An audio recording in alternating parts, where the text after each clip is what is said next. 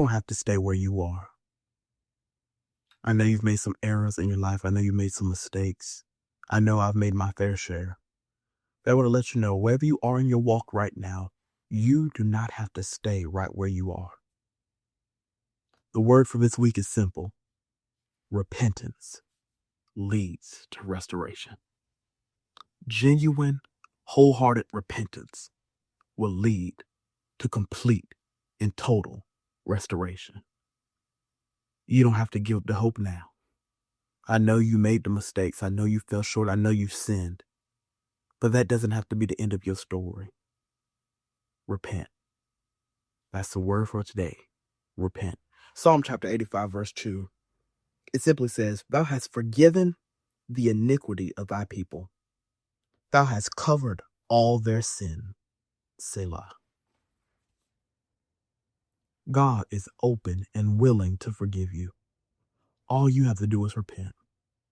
Jesus came to this earth, lived a perfect and sinless life that none of us could live, and died on the cross and shed his blood so that our sins, our mistakes, our shortcomings could be forgiven.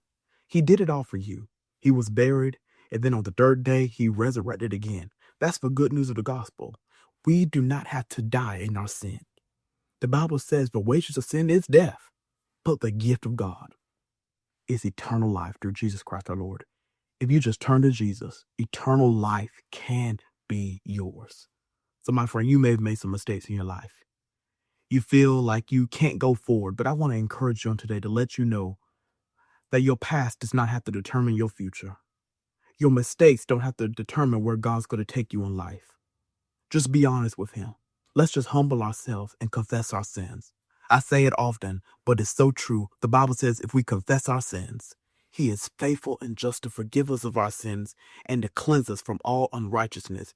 If we just be open and honest with God, Lord, I missed the mark here. Lord, I messed up here. Lord, I sinned here. If we just open our hearts and confess our sins to God, the Bible says he's faithful and just to forgive us.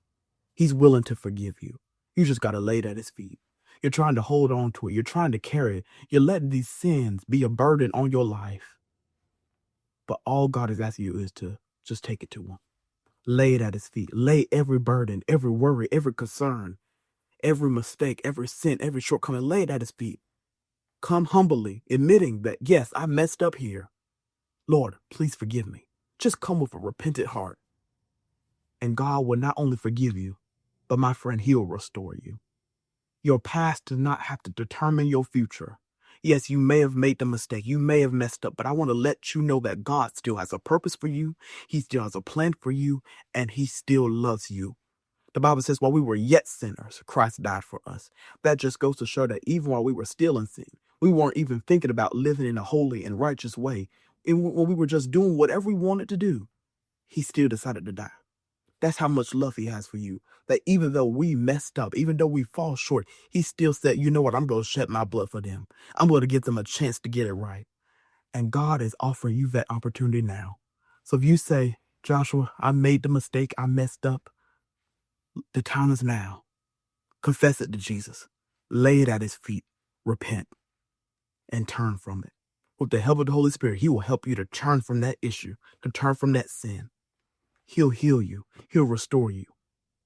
God has so much in store for you, my friend. Don't let your past, don't let your mistakes hinder you for what God has for you. For he knows the plans that he has for you. Plans to prosper you and not to harm you. Plans to bring you to a hope and a future.